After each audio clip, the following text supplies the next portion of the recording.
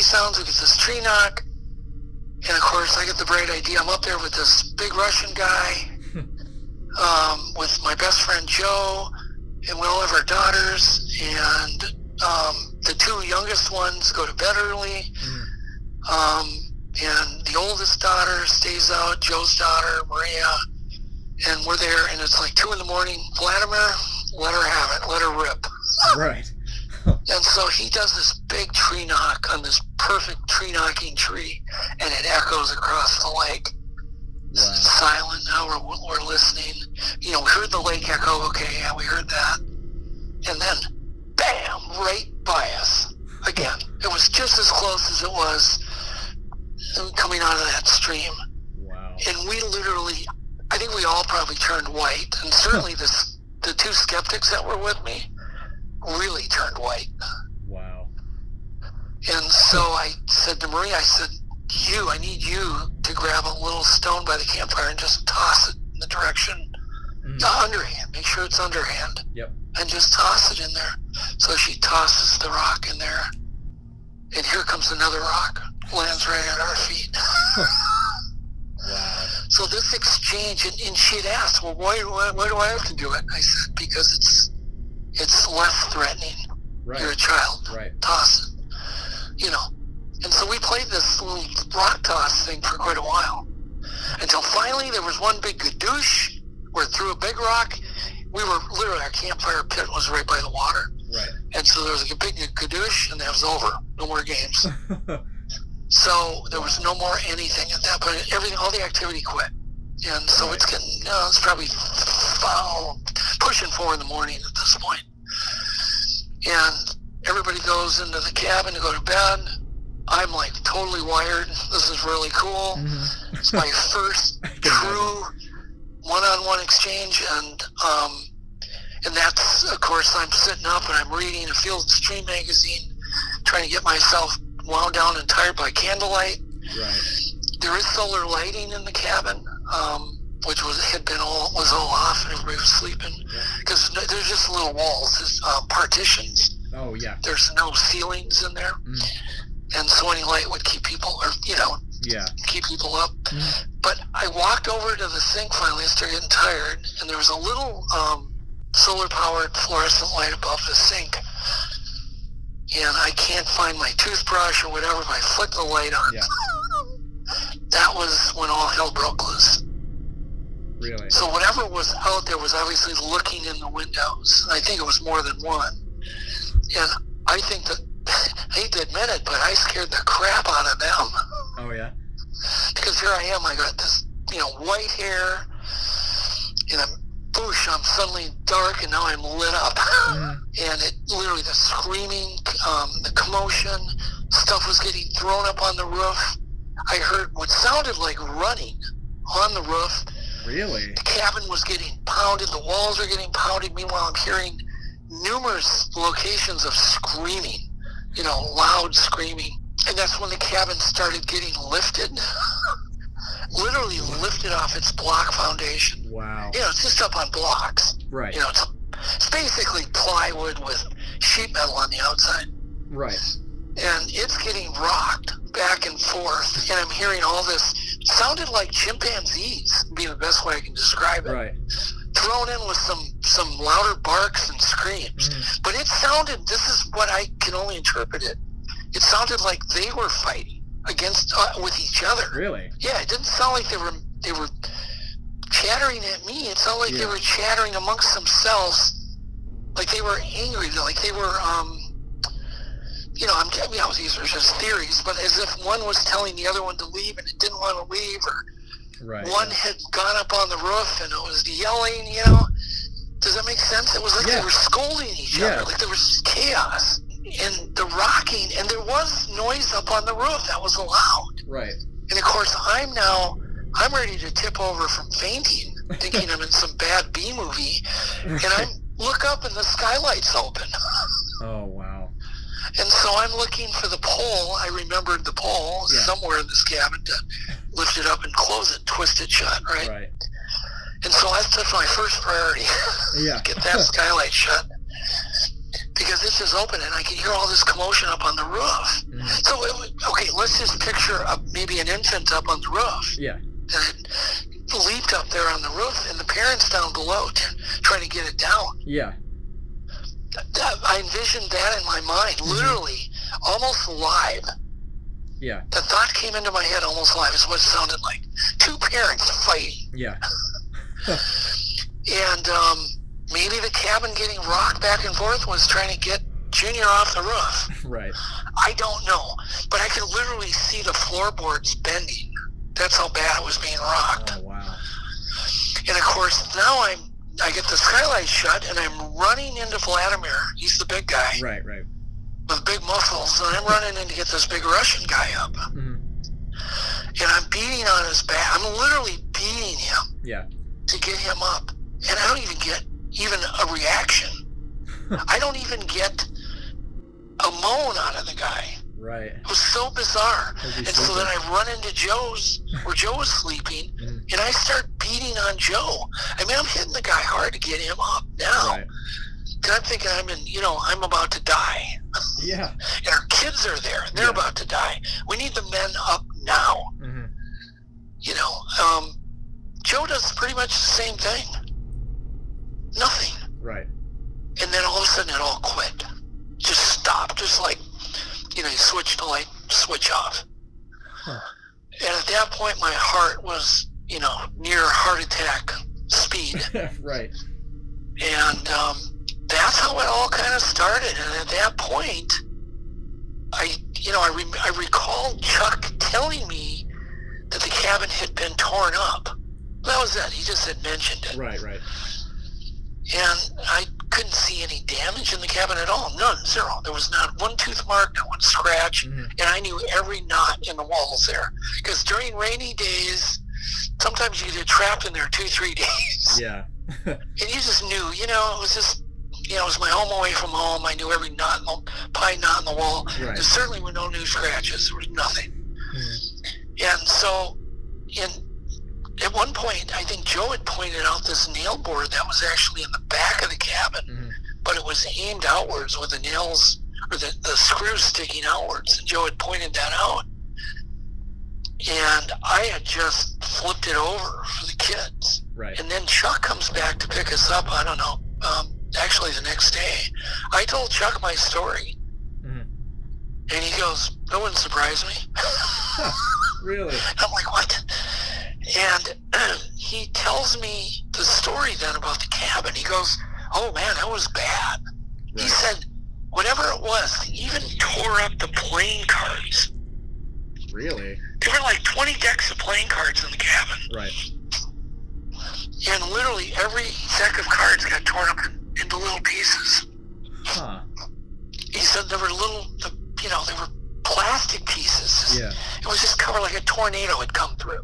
Right. Something had patiently torn and broke every little item in the cabin into little pieces. Definitely a bear. Bent the sink down, flipped the refrigerator over. Right. Flipped the wood stove upside down, did all this damage. But there was one thing, the only thing that wasn't damaged in the cabin was this one poster. Mm-hmm. Of literally this delicate poster that was stapled onto this door. Right. It was just it was hanging by one staple. Mm-hmm. Did not get torn up. It was the only piece of paper in the cabin that didn't get torn up. So that was interesting. And he said, "Oh yeah, we put a nail board out." He said there was a flipped over this 1,200-pound fuel tank. Yeah. In the shed. Right. And I'm like, dude, that's heavy. Yeah. And he said, "I've got insurance video." And of course I saw it and I went, "Oh man, that's not bear damage." Yeah, absolutely not. Something got in there and just went to town, probably over quite a period. Right, yeah. But didn't wreck the windows, didn't break the windows, didn't, do that kind of stuff. They actually came there, the door was actually latched shut. Right. But yeah, he immediately is kind of related to it. And so that's kind of how all that started up there. And literally, every time we went up there, the cabin, if we'd go in August when the blueberries were ripe, mm-hmm. the cabin always got attacked and always ended with one big boom on the cabin. Right. You know, last time I went up there, a big rod case got thrown at the cabin so hard I couldn't believe it. When was that? That would have been probably 2009. When was the first experiences that you had? Oh, man. I mean, 2005, 6. I mean, I was literally producing MonsterQuest when we went up there for a vacation. Right. Yeah, of course, I said, we're going to do an episode up there. Yeah. It never hit me before. Right. Well, there was never anything ever happened up there. Heck, we never hardly saw a seagull. Right. I mean, there was nothing to film, you know. It was very rare to see anything. There was no story to tell up there. Right. Now I'm like, whatever it is, and I said this little theory, probably, because Chuck always says, throw your perishables, pack out your garbage, burn the paper, and throw the perishables out or dump out the food. Right. So if you're just coming back, you know, if you don't want to bring those pickles, dump the pickles out. Right. Bring the jar back. Because he didn't want to fly all that weight out. Right, so all the cans and anything that wouldn't burn would come out. All the food got dumped out back. You know, and so that would happen. So literally sometimes 5 pounds of apples would get chucked, you know, because we just ate too much walleye every day. Right. And so I can imagine maybe it would be a stop for a Bigfoot to check out the blueberries are ripe and people throw out a lot of really cool food out the back. Yeah. No, it makes sense. Yeah, so it just made sense to me. It also made sense why I never had activity because I never wood knocked. Right.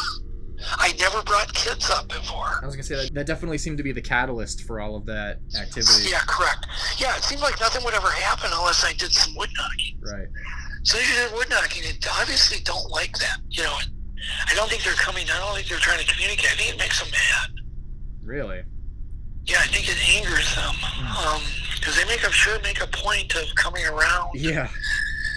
You know, and there was one time when I went up there with Jeff Meldrum and the DNA expert Curtis from the U of M here. And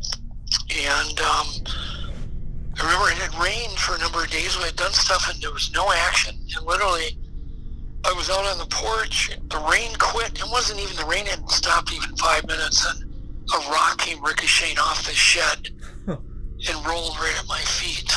Wow. You know, and that started that whole thing. And of course, was that from during there, it's all on YouTube. Was that during the MonsterQuest episode, or? Yeah. Yeah. Okay. Yep, and there were some things that were left out of that one only because we really did have more material there than we had time to air it all.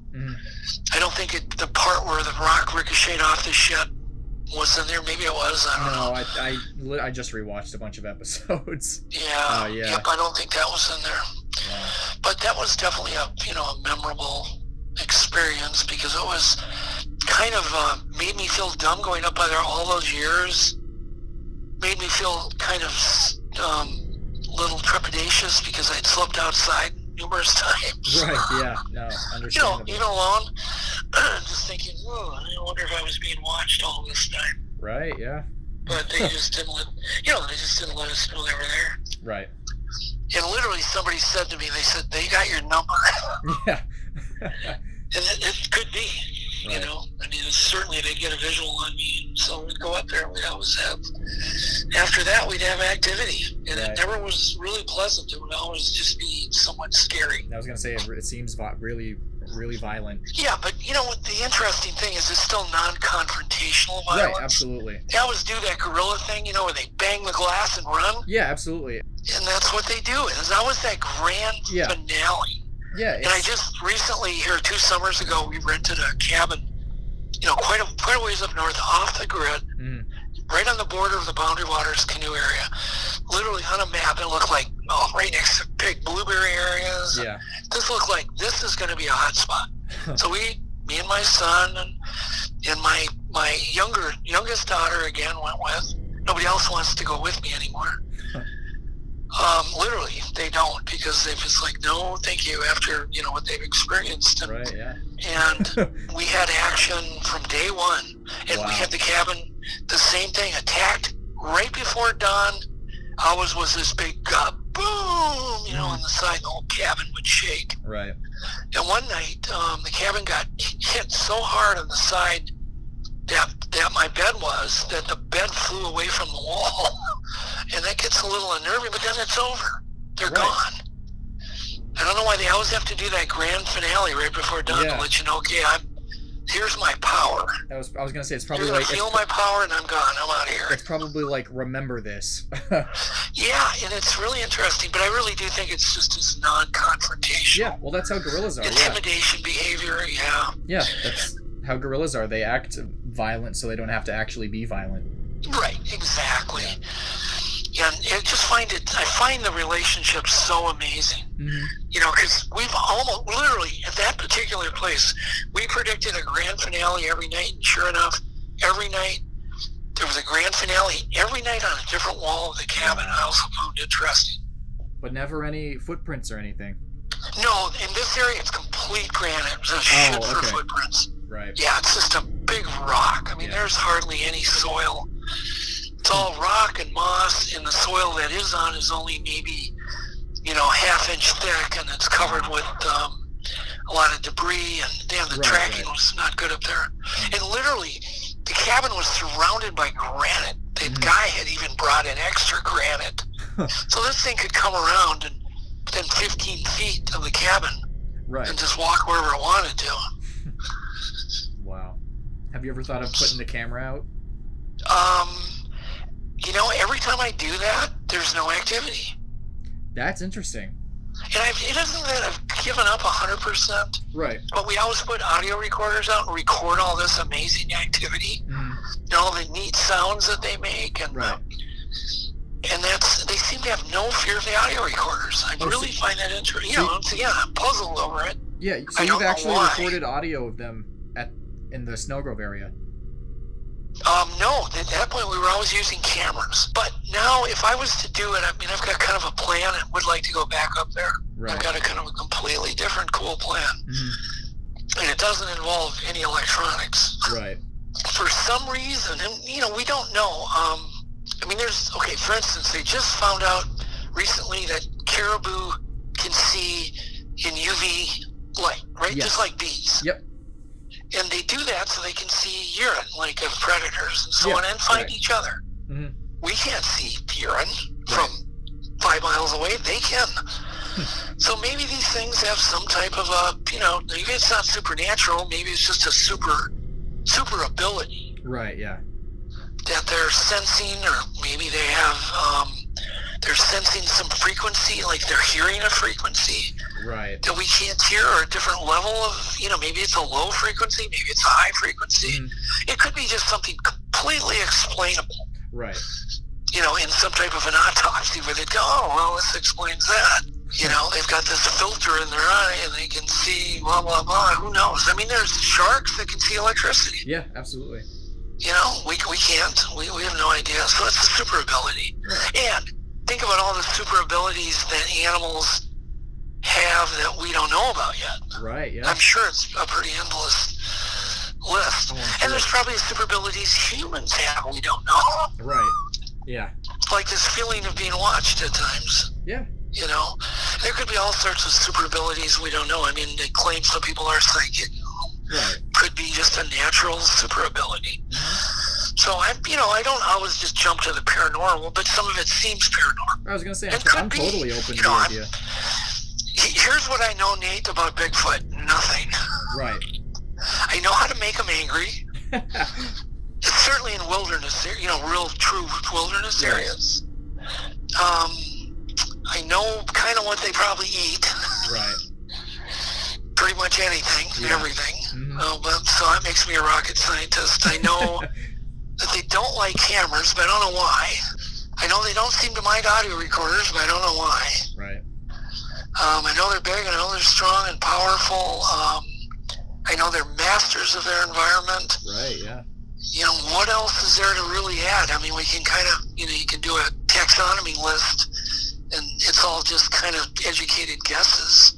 I'm still extremely curious, though. Right. What are these things? I've seen one. Oh, really? At night by a highway in northern Minnesota, standing by an area that made sense once I looked at the map, right, where a creek comes out of a state forest. It was drying off, doing kind of the hula, with its arms outstretched, right. Huge arms, big animal, outstretched. It looked like it was drying off. It was a windy night. It was late summer. I had a witness in the car. The headlights lit it up. Wow. And of course, like a dork, drive by. As we're getting closer, it's like, is that a moose? Right. Is that maybe a caribou? I heard they release caribou up here. Mm-hmm. It's bigger than a moose. What is it? What am I looking at? And then you see the arms and the fingers. Yeah. And you saw this strange hula motion it was making, and the hair hanging off the bottom of the arms, blowing in the wind. Right. It looked very clean, and then you kind of think, right now I have Black Lake on one side, this beautiful lake on one side, a stream on the other, and a stream underpass connected to a state forest. Mm-hmm. And boy, we both got a great look at it, but by the time it hit us, what we were really looking at, and what we really saw, we were past turning around. Of course, it's gone. Right. We had actually 2 daytime sightings, but somewhat brief. Right. But enough to see, the front, back, and side of one of them. Mm-hmm. Actually got to study the walk because it was walking away from me in an open area. Oh, between, really? Had a cut through 2 windbreaks. Really? In southern Minnesota, right next to, once again, to a big wilderness area. It was right on the edge of agriculture, very early in the morning, right when the sun came up. Wait, how long ago were these? That was 2 years ago. Oh, wow. First thing I saw was this all chocolate brown, the exact color of the soil that was tilled up. And I thought, well, how is that? Why would someone wear the exact, it was weird. Right. So as we got closer, suddenly I'm realizing it's not clothing. And then you go, oh, that's hair. And then you realize if it's hair, it's a Bigfoot. Right, yeah. And you get closer and you see how big it is. You see the stride, and then you see, it just goes on and on and on. Right. How tall was it? There was nothing there for scale, which was interesting. Right. Because it was crossing between one tree line into another tree line into a forest. Mm-hmm. And so there was nothing there for scale, but certainly human-sized. Right. Plus. Right. But it was very wide, very bulky, but I don't know how tall it was. And of course, we went back to find the area. We couldn't, there's so many of these exact kind of fields. Right, yep. And we literally had a time limit. We had to get back. Mm-hmm. And I wanted to walk these fields to look for footprints. And of course, we didn't have time because we couldn't find the field quickly. What was I was so stunned. Right. But to see it walk from behind and see that unique walk that they have was really interesting to me. What was that like? Well, it was this very strange hip motion. It's like a swimming motion. Like, I can only describe it like a Peruvian horse gait. In and out. Because they're walking on a tightrope. Right. And so their legs pivot and twist. Their hips pivot and twist. Very beautiful to see from behind. And I don't know if I was blessed by the universe to see that, but to see it in person. Mm-hmm. Actually got to watch it for long enough. It was 20, 30 seconds. Wow. I could just say that I just zoned in on that walk. That's what I wanted to zone in on. It was amazing. So the movement was similar to the paddy walk then? Yes, yeah. And I'm the one that noticed. That was kind of my thing. Right. Legend of Science, I noticed that walk and I pointed it out. And, right, yeah. I basically stared at the Patterson footage like an idiot every night for almost probably a year. Right. Just looped it over and over. What are you trying to tell me? What am I seeing here? And finally, I noticed this twisting. You can actually see the leg. It's subtle, but I can see the legs twisting. Right, it's definitely there. And, but no one had spotted it. Grover Krantz had never seen it. Jeff never pointed it out. Mm-hmm. And so I'm like, and when I pointed it out to my animator, he saw it. And then I saw that hernia on the thigh. Right. I kind of wondered, well, why hadn't that ever been talked about? Right. Nobody ever brought up that. If I would have seen that when I would have been a kid, I would have gone crazy. So I see this hernia because I'm just watching this thing over and over and over and over and over. What I thought, I didn't know what it was until I called the surgeon, got the footage to a hernia surgeon, Right. Because it looked like a hernia, but didn't know it. And he's like, oh, that's this femoris hernia I fix all the time on women. Mm. And I went, oh, really? Huh. On women? Females? Right. He said, yeah, it's caused from pregnancy. Ah. And I went, boy, that's another red flag just dropped away. Yeah. Wow, that's really interesting. Yeah, isn't that interesting? Wow. How it just lines right up. Lines right up. Absolutely. And of course, now I want to actually do side-by-side comparisons of women with the same injury. I want to focus on that injury. I want people to go, come on, wake up, people. Right, yeah. This is not a suit. This frequency can be measured with artificial intelligence now. Yeah.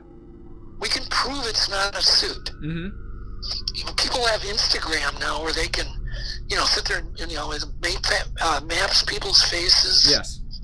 I mean, this is like old, taken for granted technology at this point. Well, people, that technology can be used on Bigfoot. Yeah. Can be used on footage. Can be used on that hernia. Definitely, yeah. There's enough resolution there to get beautiful mapping and compare it to a human. Oh, yeah. With the exact same injury. Yeah. Because it does behave a certain way. Right. It's a tear in the muscle wall. Yeah, and I'm sure you're familiar with M.K. Davis and his enhancements. Sure. Yeah, he's got a lot of beautiful ones out there. Yeah, he took over kind of what I was doing. What I did was just the hernia, and he took over and has done all sorts of amazing little clips. Yeah. And I do wish, once again, that more would be done with the walk. Yep. There's so much more that can be done with that. Mm-hmm. Patty has so much more to tell us. Absolutely, yeah.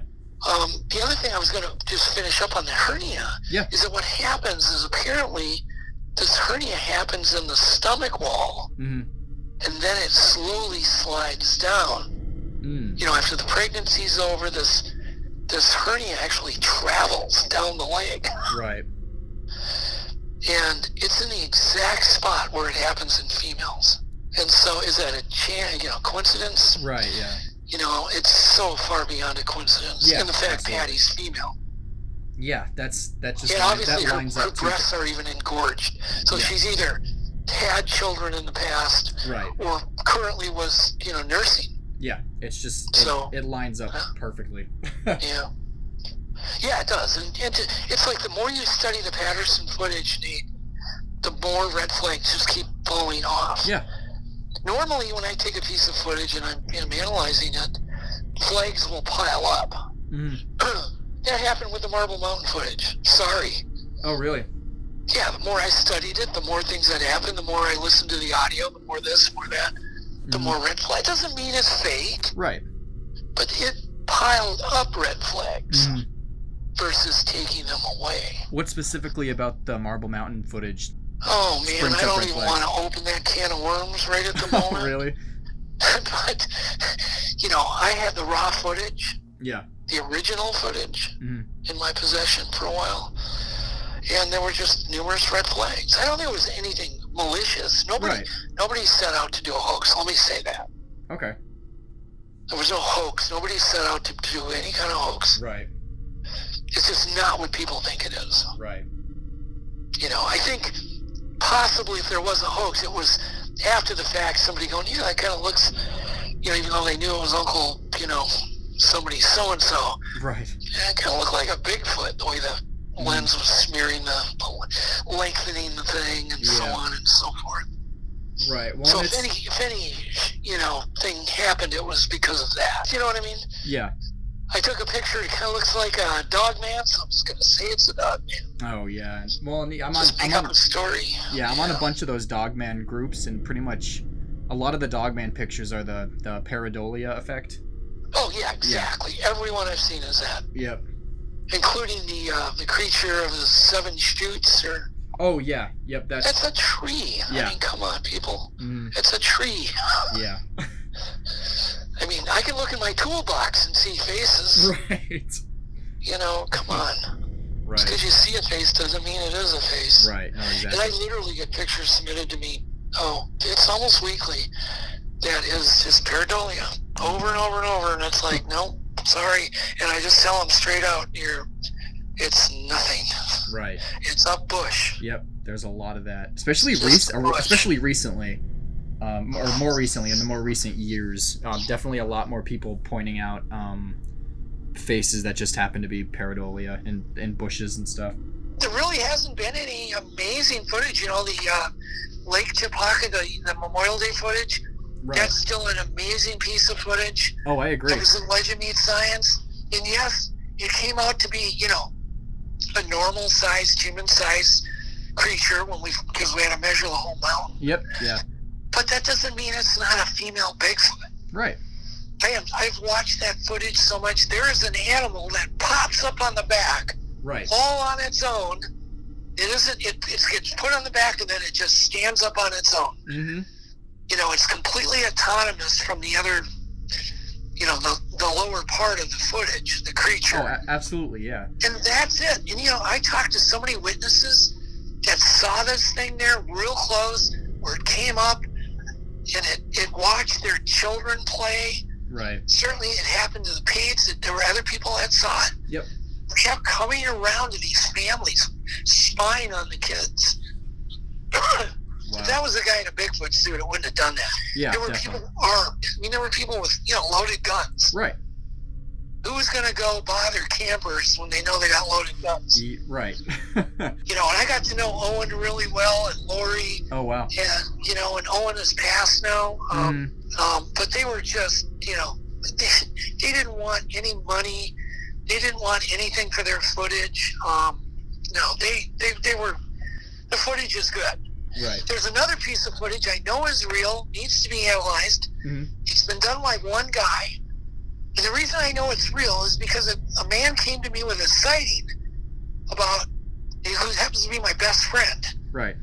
Got a broad daylight sighting in an area I told him to go. Huh. But he didn't go for almost a month later. I just told him to check it out. I had bought some property that backs up to a research area. Mm-hmm. That I didn't even know was there. I knew there were sightings kind of back there in that area generally. Right. But they were years ago, and so. But anyhow, one day he calls me up and he goes, "Did deer walk upright?" Huh. I said, "No." Right. He said, "Well," he said, "I'm confused." He said, "Remember that you told me to take a little drive down this, you know." I didn't want to say the name because the neighbors probably wouldn't want me to. Right, yeah, no, it's fine. I don't want a million people going out there. But he said, "You know that road you told me to drive?" He said, "Yeah, it's really cool. It's like Jurassic Park back there." I said, "Yeah." And blah, blah, blah. And he said, "Well, a big, tall thing with like orangutan colored, reddish, you know, auburn colored hair walked right in front of my truck and then disappeared into the forest. Like it just happened so quick." Wow. He said, "I didn't really even get a great look at it, but it walked right in front of my truck 2 PM on a sunny day." And I said, "Well, deer don't walk upright." I said, "Did it stepped over the barbed wire fence?" "Oh yeah, it just stepped right over it." And I said, "No, it wasn't. I think you saw a Bigfoot." "Okay." Yeah. So he was all excited. He was like, but still kind of in denial. Right. Literally a week later, exactly due east of that sighting, a couple on their cell phone recorded a reddish-brown, auburn-colored Bigfoot on their farm at a tree break. Really? And I knew it was really interesting because this thing had used the windbreak to get across from, let's just say, Lake 1 to get to Lake 2. Right. It had to walk through this windbreak, through a little tiny agriculture area to get back into the forest and this big wilderness area. Right. It didn't have any choice. That would be if you were a tracker and you said, "Where would you cross?" That's where you would pick. Right. And so these guys filmed it also in the same kind of windbreak. Yeah. So I'm running ads. I'm trying to find this couple. They gave the footage to somebody who dropped it off at a news agency in town. They aired the footage. Here it is, reddish brown, it's auburn colored. It looks like an orangutan. Yep. They filmed this potato quality footage with a cell phone. Yep. It's not the greatest. It's called the St. Croix footage or the Stillwater footage. Oh, that sounds familiar. I may have heard of it at least. I don't think I've seen it myself. But I can tell you, I can guarantee it's real. Why is that? Just because of the circumstance? My best friend saw the creature, right? And he wouldn't lie to me. Right. And these people would not come forward. Mm-hmm. They wanted nothing to do with it. I was offering big rewards for them to come forward. Really? All I wanted them to do was sit down with Joe and talk. Right, yeah. And share notes. That's all I wanted to do. Mm-hmm. You know, and nothing. Right. Talk about the footage. They do get footage. Very interesting. I'm putting my seal of approval on that piece of footage. Yeah, I'll definitely have Whatever to check that out. Worth. It's not worth much, but... hey, it is to me. Yeah, well, it's my seal of approval. Anyhow, it'd be a good footage for someone to really tear into. Right. And how long ago was that? 2015. Okay. 16. So not too far. No, it's pretty fresh. That's fairly recent. Pretty fresh. Yep, that's pretty recent. And I thought, only you, Joe, would see a Bigfoot at 2 in the afternoon without even trying. Right. He was with me up at Snell. Oh, yeah. This is the greatest guy ever. You know, he's totally... I mean, that's why he just thought it was deer. Right. Because of the color. You know, they turn kind of reddish brown up here. Mm-hmm. But it's like, did deer walk upright? It's the funniest question I ever had to answer. Yeah. It's almost... It doesn't even need a direct answer, because obviously... Yeah, I think he knew the answer. Right. So, going back to Snellgrove just a little bit, has there been any more activity recently? That I do not know. I was kind of hoping some groups would go up there. Right. And I heard from the outfitter that one group did. One. Uh-huh. Just 2 guys, I guess. Right. He said, Doug, this is great. I don't have to fly any heavy fishing gear. Mm-hmm. I save a ton on gas or plane fuel. Right. And these guys, they don't eat my fish. They don't even fish. They don't even eat my fish in the lake. Right. He said, no, it's just awesome. Thank you. So he figured probably a bunch of groups, but I only heard about one group that went up there. I don't know what happened. They never tried to get a hold of me. I would have thought they would have contacted me before they went and after they got back. Nothing. Huh. So no one has ever contacted me. I have no idea. Well, I'm just going to put this out there. I know myself and a couple other people would definitely be interested. Whatever. Yeah, I would definitely go back. Absolutely. Yeah. I would go back just to be there again. Right. You know, just to be there. And I haven't gone back for many reasons.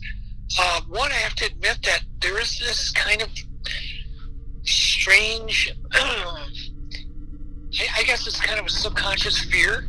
Right. And so it's just kind of like, you know, yeah. You want to go, but then you think about it and you go, you know, because you really do feel vulnerable. Right, when this thing is beating on the wall and you realize there's no locks. There's not even thermal pane windows. They're just plate glass, you know, they could just be, you could put your hand right through them. Right. And there's no way to defend yourself because you're not bringing a gun up there. Right. You know, if the outfitter was nice enough once to leave me with a rifle, but it has to be the outfitter that gives you one. Right. Borrows you a gun. You can't bring them across the border. Right, yep. Unless you have a hunting permit or, you know what I mean, you get all these. Yep. Caribou tag or whatever. But no, I'd definitely go. Nate, let's go. Yeah, absolutely. I know my son would go, Blaine. Yeah. You need 6 people. Right. To make it so, because otherwise the 4 people have to make up for the 2 people that don't go. I was gonna say, yeah, definitely be more worthwhile. So I'm good for 2 people. I've got at least 2 people and myself, so. And we'd have a full charter. Right. Yeah. Yeah. No, I definitely would go. I would I'm totally game. That would be fantastic if we could find some time. Yeah, it would need to be in August. Right, yeah. It would be easier in the summer anyways. Because that's when the blueberries are ripe. That's when we've had action. Right, yep. I do not believe there's anything up there June or July. And they're not even there in August if the blueberries aren't ripe. Really? They seem to follow the blueberries as they're ripening north. Right. So they could be 50 miles south. Well, if they're 50 miles south, they're not at the cabin. You're not going to lure them in. Right. But if the blueberries are ripe, so that's kind of the big of the issue. Normally, by August 7th, they're ripe. And that one year we went up there, we had no action. The blueberries were green. But it was really interesting that these two Native women had a sighting, south of us. Right. In Grassy Knoll or Grassy Lake. I can't remember the name. Was that in MonsterQuest? Yeah, that was in MonsterQuest. I remember that one. Yep. Yeah, I definitely remember that one because I saw it walking up the road, right? Yep, it was like 100 air miles away. Yeah. Huh, I didn't know that was that close. Yeah, yep. Wow. What are your thoughts on the screw board with the bloody footprint? Well, Chuck put it there just as a bear deterrent. He never meant... It was screws, too, by the way. Right. He never meant for a bear. A bear would never step on it. Yeah. They're very gingerly, when they walk. Yeah. They're always testing things. I've actually had the pleasure of being with wild black bears in the woods, being with their family, even a female with cubs, and being ignored by the female. Right. Just being part of the group, I've actually been with them, with black bears, when they sense danger and joined them and listening, like hearing a car. Really? 10 miles away. And the mom standing up like, wow, yeah, quiet. You hear that? Yeah, I hear it. Just like, wow, so cool. And so I've actually even been experienced that. And so, you get up there, and it's just dead silent. He didn't put it up there to hurt a Bigfoot. A lot of people are like, oh man, MonsterQuest people are what cruel, son SOBs they are. They put the screw board up. Right. And I was talking about bears, they're very gingerly. Yeah, they're going to test it. Yeah. They're going to go, okay, that doesn't feel good. I'm out of here. Absolutely. You're not going to go through the door. This thing, for some reason, it obviously kind of knew its way around. And it had been on that porch, and I can guarantee you, because it did come on the porch once when we were up there. Not only did it come on the porch, it threw the picnic table off the porch. Really? Wow.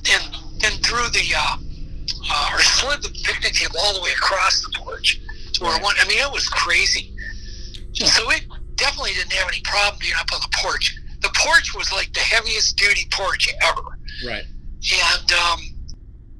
And so it probably had come up on the porch days earlier. There's the board. It just stepped right on it and put all its weight on it. Because you would have had to put all your weight on it to lift your body up. Right. And so, oh man, I didn't want to think about that injury. Yeah.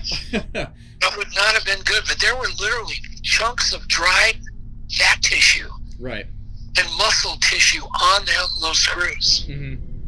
And we have collected it, and I believe we do have more. I did not keep any of it. I regret that now. Yeah. But turned it all over to Jeff Meldrum and Kurt.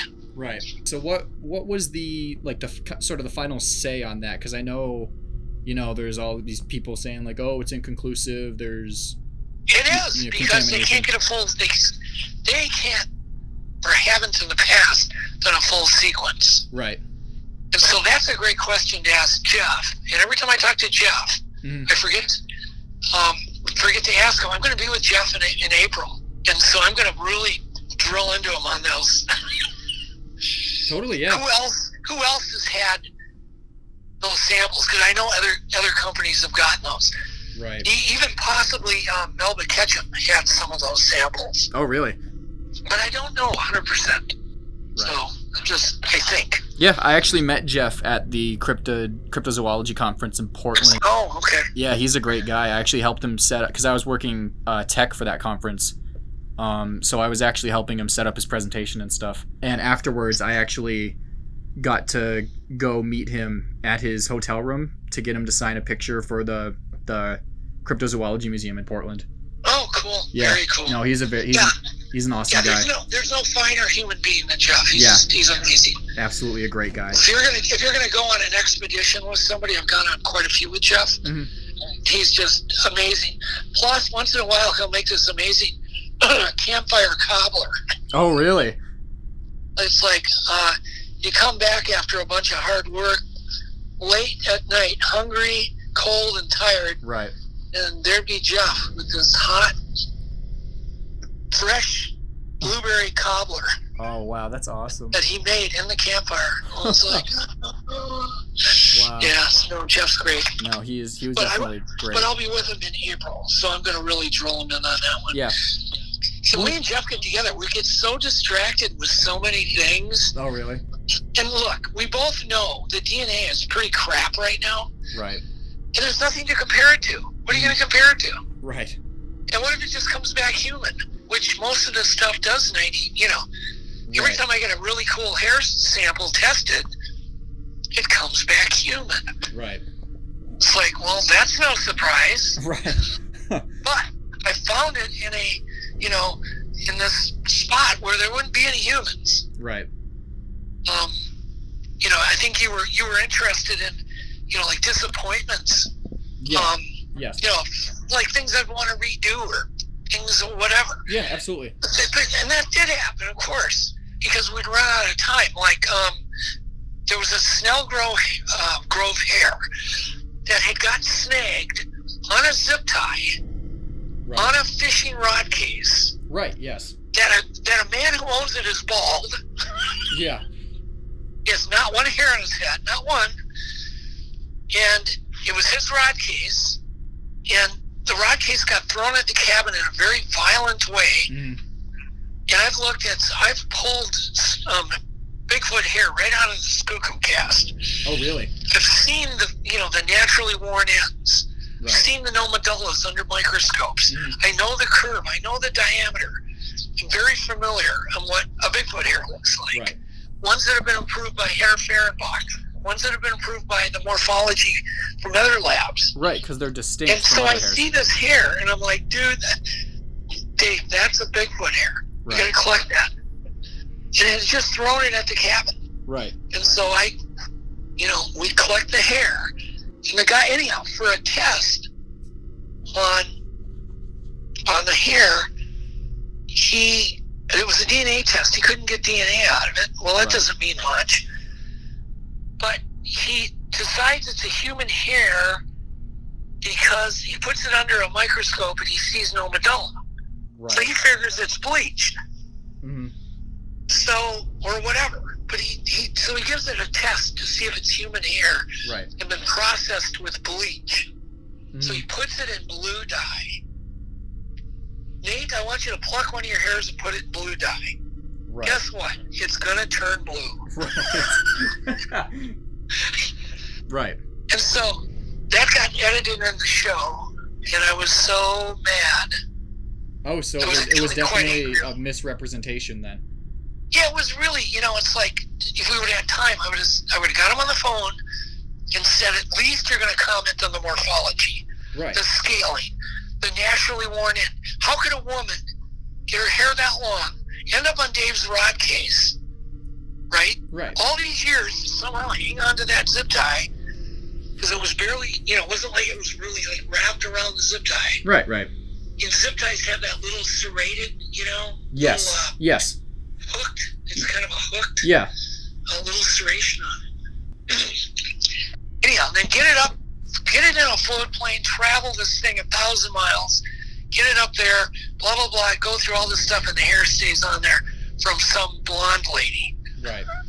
who has dyed her hair blonde. Yes. And then it's never been cut. And so I was disappointed in my line producer on that. Yeah. Because, it took the line to get it done. I was just disappointed with the whole outcome. Yeah, I can understand. Well, and even then, so if you do DNA and it comes back, it's conclusive, and then you do all that, and even then the circumstantial evidence is just unexplainable.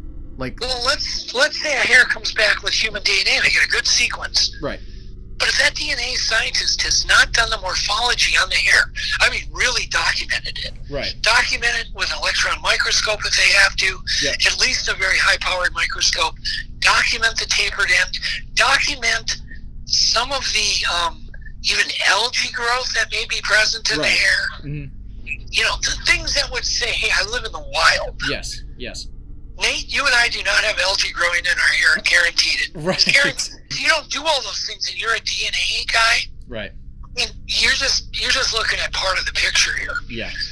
I was so disappointed by that English DNA study, Sykes. Oh, yes. I was so disappointed because here the guy was testing hair that I would have not even tested. Yeah. Because I would have looked at it and went, oh, this is a bear hair. Mm-hmm. This is this is from a feline. This is from an opossum. Right. Why would you bother testing DNA of that? Right. So he comes back with this study, and I'm thinking, did you not even look at this stuff? The morphology of a Bigfoot here, the diameter is slightly smaller. Right. Very unique. It's very human-like scaling. Yeah. No medulla. Very unique, very rare. Naturally worn in. That's pointed. Mm-hmm. Comes to a very fine taper because it's never been cut. Right. So your hair, it's basically baby hair. Mm-hmm. I've even got samples of baby hair here. Right. This uncut hair. Even that's different. It's similar. So if you took a child, with very light hair, light brown, he didn't cut his hair for a good year, and then collected some of the hair. Mm-hmm. That would be as close as you could get to Sasquatch hair.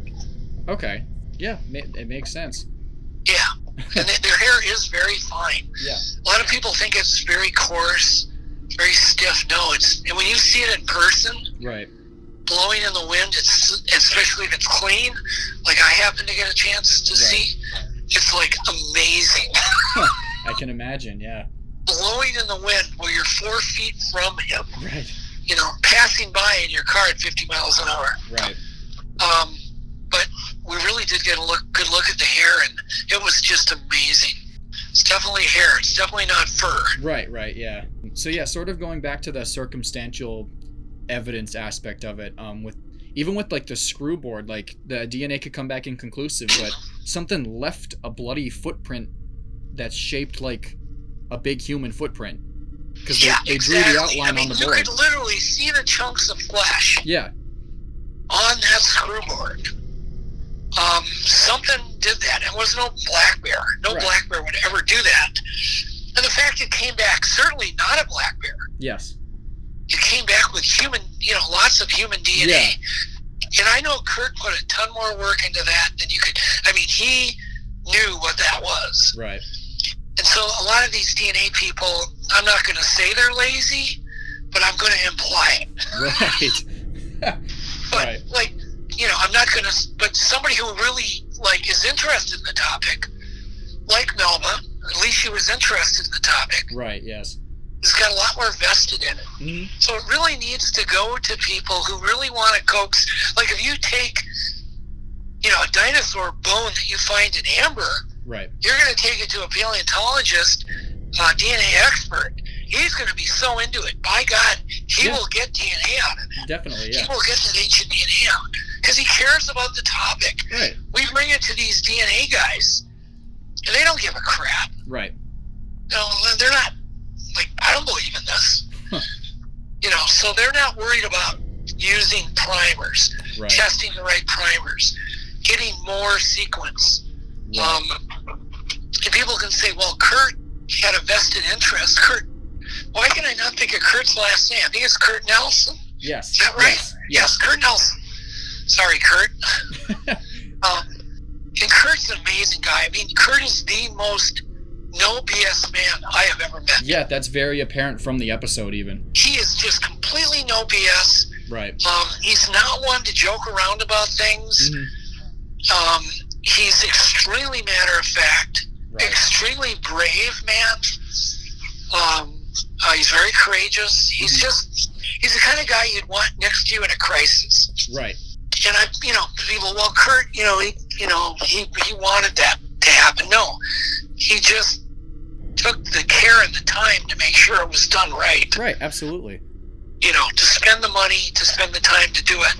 And, he came out with X amount of base pairs with numerous base pairs divergent. Right. It happened to be the same ones that are divergent to chimps. Yes. Up in Canada. I find that pretty compelling. Absolutely, yeah. And again, it's very apparent from the episode that he's super invested and dedicated in doing the work to actually get answers. So let's pray and hope that Jeff, I've always kind of wanted to let that sleeping dog lie. Right. If Jeff has samples and he's giving them all away, well, there's nothing I can do about it. Right. If he still has some under his hat, so to speak, right, that'll be a good thing in the future because DNA tests are getting better and better and better. Yeah, better. Absolutely. You should ask him in April when you see him. Yes, I will. I'm gonna wait. And I'm going to ask him that question when I look him right in the eyes when I do. Right. Because I'm afraid of the answer. I'm actually afraid of the answer. Right. No, understandably. Yeah, so. What, I guess, sort of, well, this could go anyway, I guess. What was sort of the most, or I guess the question would be, did anything really inexplicable happen that never made the cut on MonsterQuest? Not a ton. Right. Nothing that would really be important. Right. Except kind of it's more of what didn't happen, not what did happen. Okay. Yeah, sometimes good stuff would get left on the cutting room floor, but I mean, it wasn't it wasn't so important that it needed to be in the show. Okay. There was certainly nothing manipulated to make it, more on one side or the other. Okay. My executive producer at History had probably the most open mind of any person you'd ever meet in New York, downtown Manhattan. That definitely helps. helps. He had gone upstate and he had heard some very interesting things that made him question what he was hearing at times in his life, and very open-minded guy. And just do it, tell it like it happened. Right. So the only enemy we had, Nate, was time. Right. Because you're cutting the show to a clock. Yes. And so if you put this in, you got to take this out. Right. So if I would have put an extra rock getting thrown at us, then I got to take out the footprint tracing on the scoreboard. Yep. Yes. It's just, you have to do it. Prioritizing you have to, stuff over the other. And so mainly it would be in like forensic tests. Sometimes I would say, did you do this in this test? And I shouldn't have to tell a scientist how to do something. Right, yeah.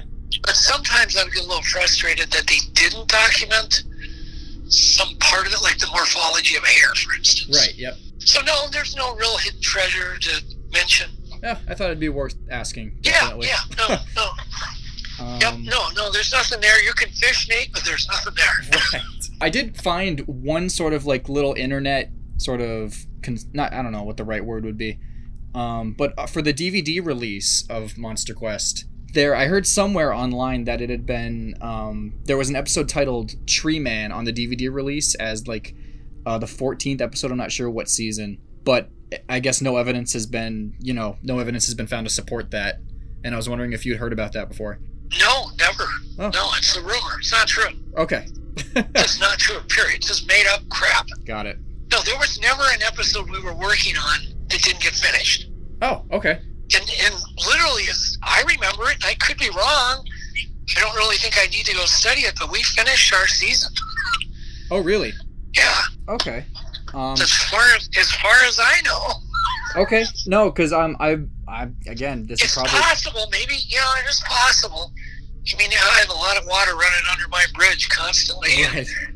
and it's possible we only did 6, so I'm not going to rule it out. Right.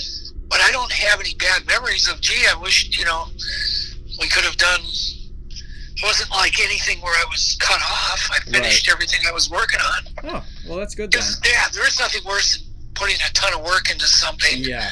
And then having it go away. I heard like that happened to Dan Aykroyd. Oh, really? I mean, he filmed an entire season. Of what? Of a show. Oh, it was yes. done. Yeah. Wow. And then they just, for some reason, he doesn't even know why. They just said, "Could you imagine that?" No, I couldn't. and you gotta realize, Dan was vested in that topic. Right, yeah. He had been researching. I mean, this is his life. He was truly vested in it, and then he did it. And I don't think there's not a ton of people that are more knowledgeable, than Dan Aykroyd. Yeah, I would history agree. And, cryptozoology and UFOs and blah, blah, blah. And he had the rug pulled right out. No, nothing like that happened to us. I'm grateful for that. Yeah. I mean, they can't. They have the right to do that. Right, yeah. You sign a contract at any point. They can, like, no go. No, because I was under the impression, I could be wrong because I got my information just off the internet.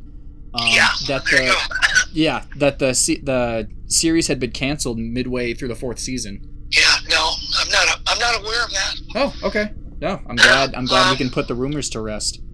There's I was a few people that just dog the series, and they post a million times. They'll search up every YouTube video, and they go in there and they'll write 20 bad things. Yep. I don't know what motivates people like that to do that. Right. But there's certain people that are just motivated to tear things down. Yeah. You know, even if you hated MonsterQuest or you hated, there's still the eyewitnesses. I mean, there's value right there. In Finding Bigfoot, if you hated that show, I don't care. They're interviewing good witnesses. Yeah, absolutely. And like I said, no matter what you think of MonsterQuest or Finding Bigfoot or anything like that, it's undeniable that it's made it more... it's made it better for people to come forward with their experiences. Yeah. Absolutely. Yeah, it brings the bubbles up to the top so we can all talk about it. Absolutely. I mean, right now, what's happened with the UFO topic is because the military has finally said, okay, those were unidentified. They were things we filmed, and they were real. Right, yeah.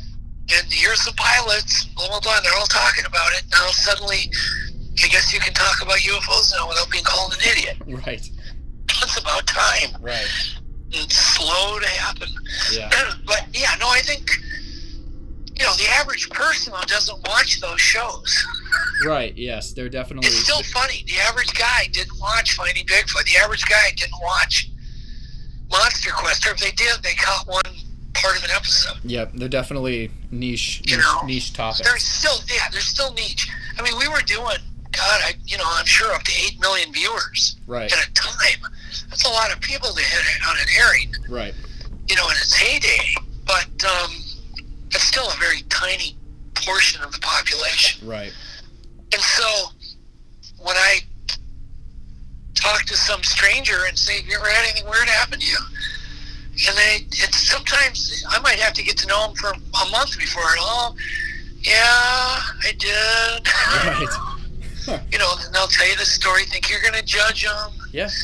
And it's like, no. I mean, I had a pastor recently tell me his Bigfoot sighting real near here where I live. And it was like pulling teeth out of him. Right. But he told me this story, finally. Yeah, no, that's absolutely how it is. He didn't know what it was, but it was a big, tall, hairy thing on 2 legs that walked in right in front of his car. Yeah. No, and he almost hit, and that's all he knows. No, yeah, it's definitely, even though you show interest in what you want to, draw out from people, their sightings and stuff, they think you're going to judge them. And you have to, at least what I've done is you gotta reassure them over and over that there's no judgment. It's just you want to get it out there. Yeah, not only do they not want to be judged, they don't want you telling other people. Yes, because then their name's attached to that. There's already a stigma around all of it. So. Yeah, because the story is going to be told to people who are skeptics. Yes. Who are going to think, oh God, they're crazy. Yep. Blah blah blah. Yep. That's kind of sad. Yeah. There's so many amazing mysteries we have on this planet. Absolutely. And there's a lot of science and many topics that are the same way, including our, ancient cultures. Mm-hmm. That stuff's all been suppressed. And right. There's just so much stuff. Yeah. That they just, I'm sure the guy who said, God, dinosaurs may have had feathers. Mm-hmm. Didn't exactly probably have his ideas accepted real quick. Oh, yeah, definitely. I'm sure it took many years. Yes. Yeah, what would you change about the current field of, I guess, cryptozoology and the researching of the unknown? Oh, man. There's probably many things. There's many things that I want to do and haven't tried. Right. I think there's a lot of time wasted by researchers. I think that if I was going to give advice, it'd be to think out of the box, try new things. Try new things. Try to be creative. Absolutely. And there are some people that are doing that. Yeah. But the other thing is, too, you can't test something for a short time. Right. And go, oh, gee, that failed. I remember talking with George Schaller, who's, some people don't know who he is, but, he's the head of the World Wildlife Organization. And he would spend years putting up manning 30, 40, 50, 60 camera traps. Get footage of a jaguar and, or a cheetah in Afghanistan or somewhere, or of a snow leopard. Right. It's not easy. I think there's a whole bunch of new types of camera traps that are really obvious that people could use now. Yeah. You just look at the new technology, look at VR technology. There's so much that people could be doing differently. Look at spring line technology. Look at trip lines. If you don't believe in your camera traps, start using trip lines and wind-up cameras. You can get them. You can get them on eBay for $2. Right. Yeah. You don't even need batteries. There's all sorts of things people can do. Right. That haven't been done, but I'm not one to talk because there's really things I haven't tried either. People go out researching. They've never changed their tents. For instance, they keep hearing monsters walking around their tents. Well, put in some portals. Right. Sew in some magnetic portals in your tent. Yeah. Do things differently. So that way you can peek out your tent. Because, it's true, these things are sneaky. They'll come into your campsite at 3 in the morning. You'll hear them out there walking around, digging in your cooler, shutting the lid, opening the lid, shutting the lid. Right. And there's nothing you can do about it because you're trapped in your tent. And the moment you go for that zipper, you're busted. Right, yep. And the thing's that at that point is either going to kill you or run. Right, exactly. But maybe a silent portal or two. I've literally got hundreds of things I'd like people to do. There's things I want to do. Right. Well, and even then, it's little things a lot of people don't think of sometimes. Yeah, no, I know. It's just people have to think, okay, what could I do? Yes. Just what could I do? Clear your mind. What could I do different? How can I hide that camera trap? Maybe I could put it on the ground versus in the trees all the time. Right. Maybe I could bury it in the bush. Maybe I could bury it under a bunch of stakes. Right. You could pile steaks, fresh filet mignon over my camera trap in the middle of a hot spot. Right. Yeah. I don't know. You can't go, well, I tried it twice, it didn't work. Right. You're gonna need to believe in it for a while. Yes. And you're gonna need to kind of, give it at some point.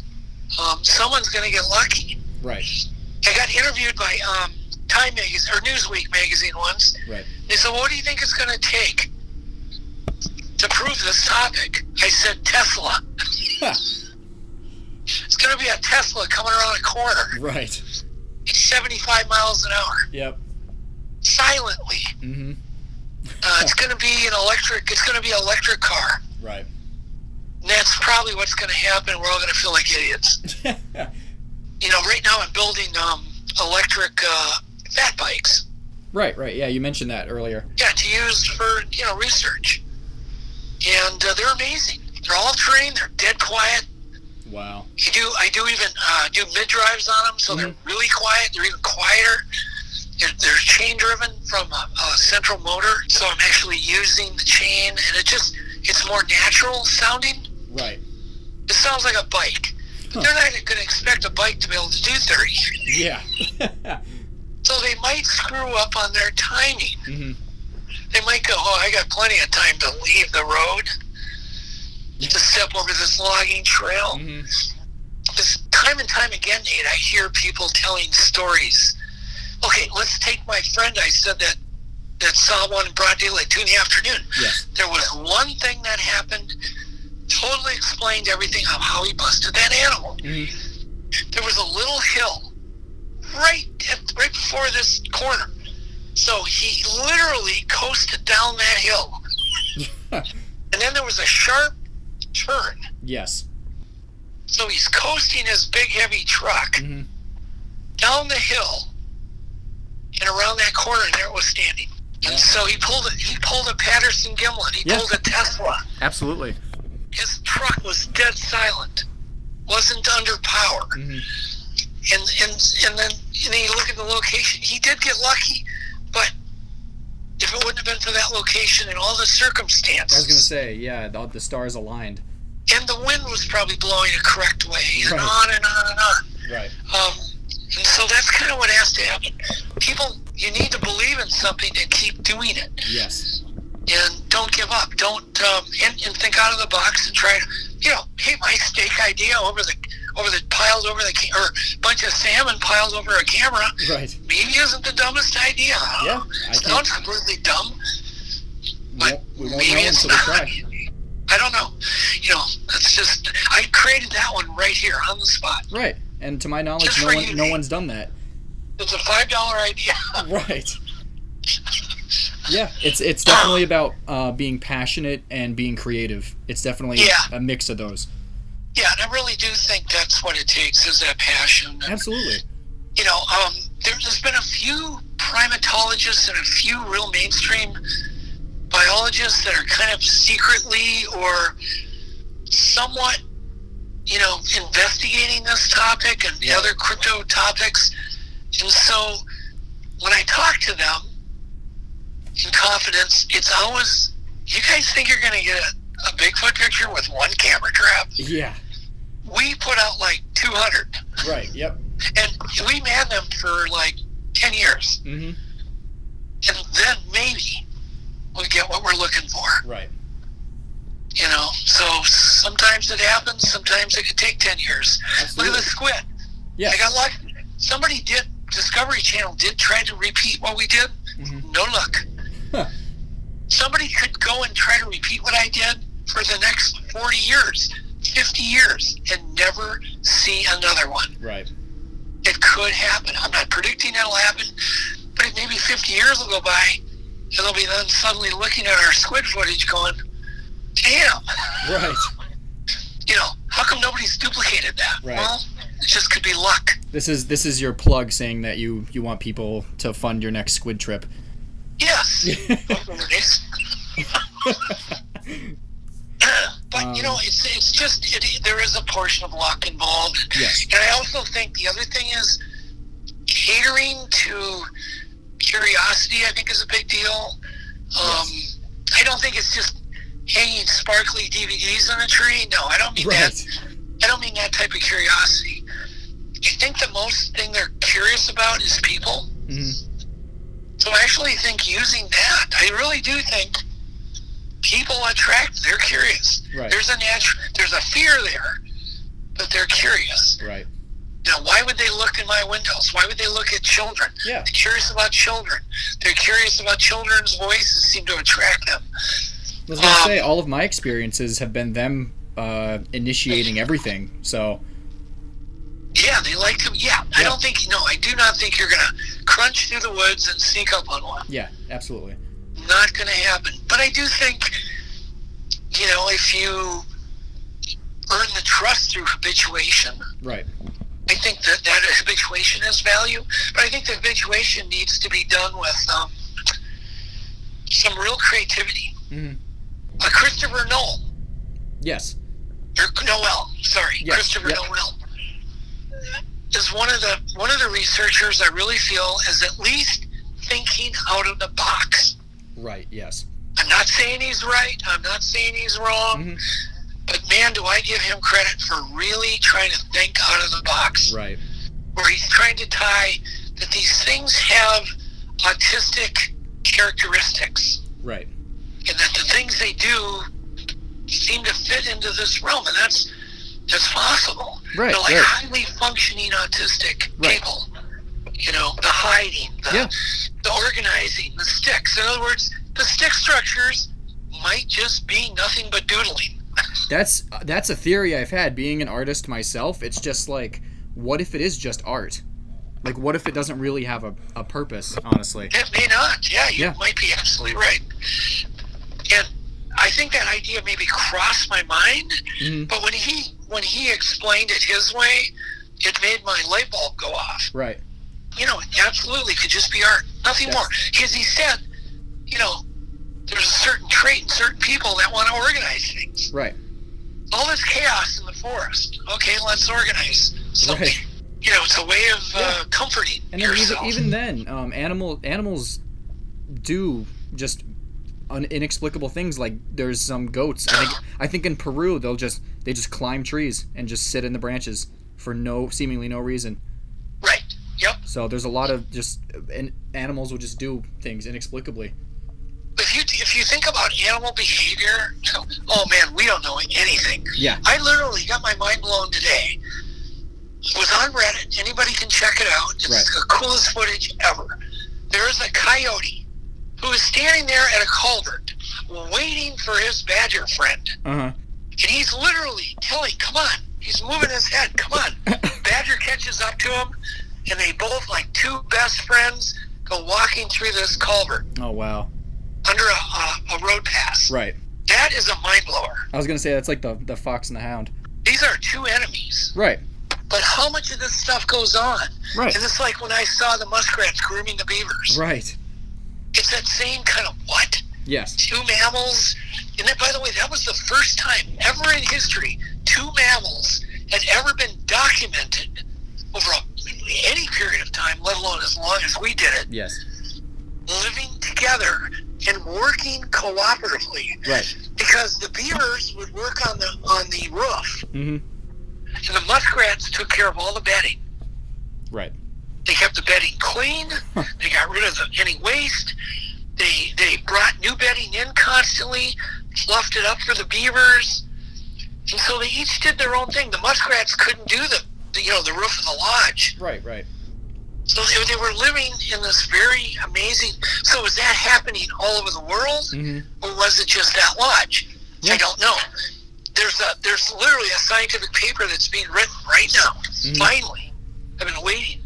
There's a scientist that said, hey, this is big. Right, based on your footage. But nobody had ever done that before. Right. I was just somewhat creative. I'm not a smart guy. But I try to make up for my lack of smarts by trying to be a little more creative. Yeah, absolutely.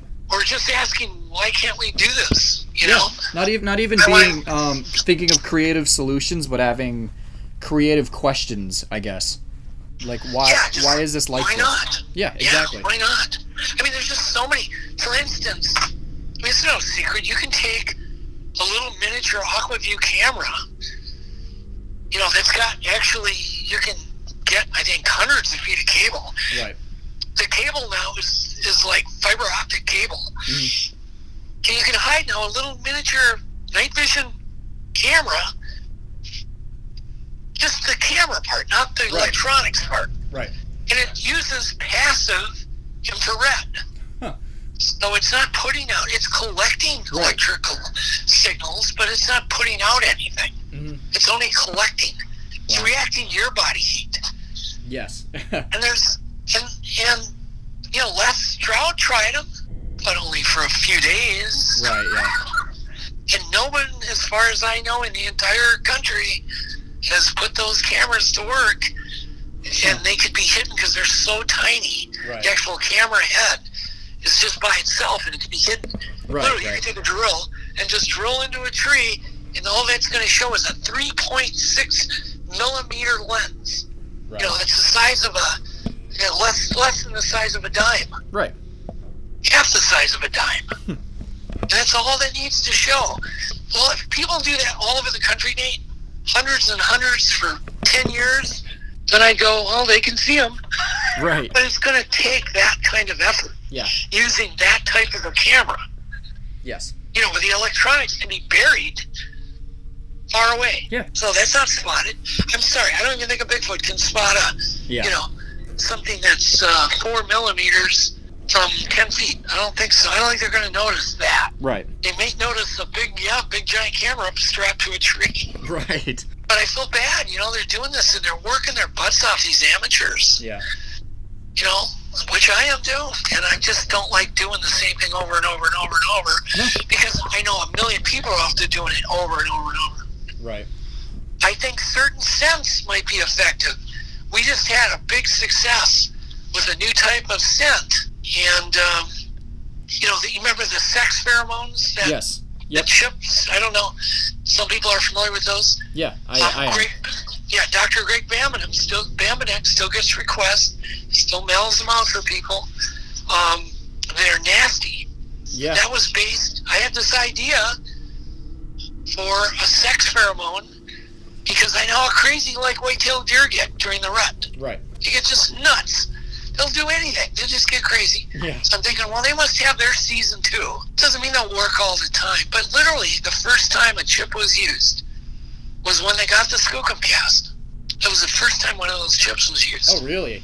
Yeah, a lot of people don't know that. I didn't know that. No, it was the first time ever a pheromone chip was ever used. And the Skookum cast came out of it. Wow. Yeah. And so the Skookum cast, people can say, well, it's elk. Well, I'm sorry. I sat in a hotel room after the top anatomist in the world, Dr. Darius Swindler, right, had literally a month to study that cast. And he literally said, nope, that is an Achilles tendon. And there's a feature on that Achilles tendon that I am the only one in the world that knows, and I'm not even going to tell you about it. Right. Wow. And this creature has that feature. Mm-hmm. It is not a leg, an elk leg, Yeah. And to sit there with that kind of, this guy wrote the comparative anatomy atlas. Mm-hmm. That if you go take an anatomy class, you're going to be reading his textbooks. Right. The comparative anatomy between like chimps and humans. Yes. Yep. This is not like, some guy that's just going to say that. Right. He was the biggest skeptic in the world. Mm-hmm. He was the go-to skeptic that like USA Today would go to. Right. They needed someone to poo-poo the Bigfoot thing. Yes. Yep. They would go to Dr. Darius Swindler. Mm-hmm. And so I was literally came into his room and he started to cry. Really? He was literally crying, yes. Because he had ignored this topic his whole life. And that he was wrong in judging it. Based on the Skookum cast. Based on, really, there's a whole bunch of evidence, but based on that one feature in the tendon that only he knew about. Right.